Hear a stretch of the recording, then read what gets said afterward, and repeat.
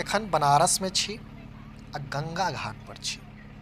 एहिठाम जार प्रवेश पाबि गेल अछि आ ताहिक संग गंगा घाट विदेशी मेहमानक कलरवसँ गुलजार भेल अछि। मने हजारक हजार किलोमीटरक दुरूह यात्रा कऽ कऽ रूस, साइबेरिया, चीन आ यूरोपक बर्फीला इलाका सबसँ आबयवला साइबेरियन चिड़ै एक बेर फेर बनारस पहुँच चुकल अछि। से चिड़ै सभक आगमनसँ गंगा घाटक रौनकतामे कतेको गुना वृद्धि भऽ जाइत छै।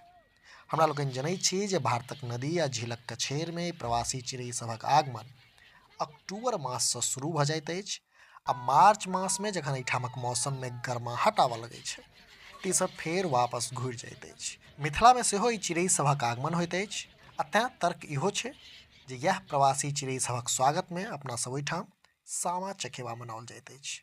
जैसे काशीक 80 घाट, दशाश्वमेध घाट, राजघाट आ रामनगर क्षेत्रमे ई चिड़ै सभक उपस्थिति एखन घाटक सुंदरता बढ़ा रहल अछि से यथार्थ छै। भोरुक पहिल रौद जखन गंगाक निर्मल जलराशि आ एकरा सभक उज्जर पाँखि पर एक संग पड़ैत छै तऽ दृश्य देखबा जोग रहैत अछि। नाव पर सवार पर्यटक लोकनि जखन गंगाक लहरिमे आगू बढ़ैत छथि आ तकरा पछोड़ देने जखन एहि साइबेरियन चिड़ैयक हेँज उड़ैत अछि तऽ एकटा अलगे तरहक आपकतावला दृश्य सोझाबैत अछि।